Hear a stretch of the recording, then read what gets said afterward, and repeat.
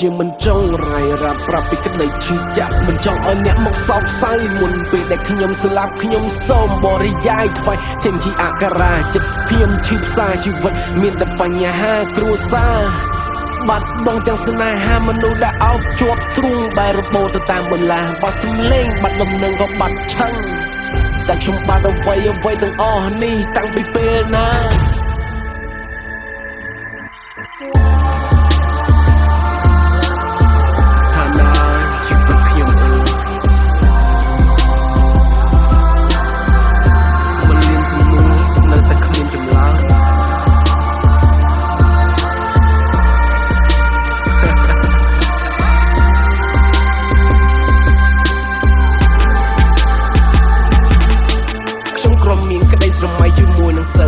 គេប្រាគុណចៅថាកុំមកចិត្តនួមខ្លាយប្រឡាក់គេវីតម្លៃថាខ្ញុំមិនល្អ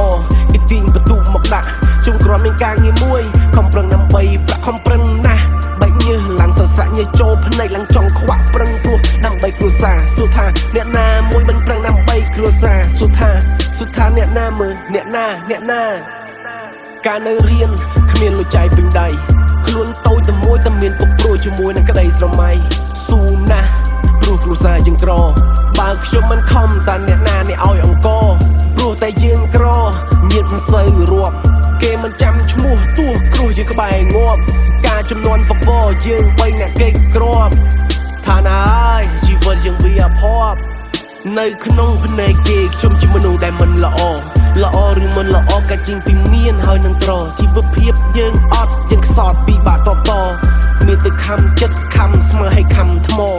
យើងខ្សោយខ្លាចជាទូកំ ប្លែងនៅក្នុងសង្គមអ្នកមានទេពកោសល្យបាត់បង់ឆន្ទៈជាមួយនឹងពាក្យរិះគន់ពួកគេក្រុមមានគំនិតមួយចង់ឲ្យក្តីស្រមៃខ្លាចជាការពិតដោយសារសម្ដីមិនឆ្លងការគិតឲ្យសូបមិនគ្នាប្រៃជាងងងឹតហើយមកជុំបានមានមិនឆ្នាំប្រមាណ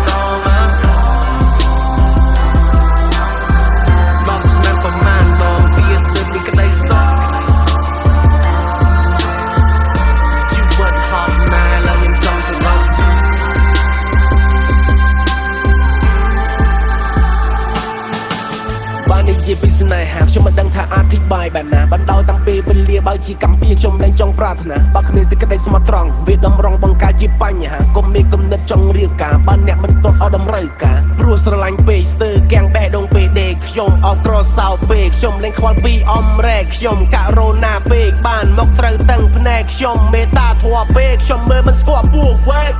ជាកូនប្រុសស៊ូស្រក់ឈាមតែមិនស្រក់ទឹកភ្នែកខ្ញុំទូលភ្នំបើនោះគឺជាអំរែក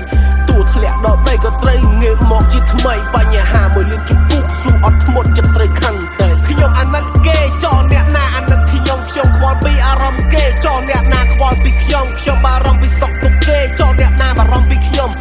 តែងតែជួយគេចោលអ្នកណាមកជួយខ្ញុំកុំវាតម្លៃមនុស្សទៅតាមការងារ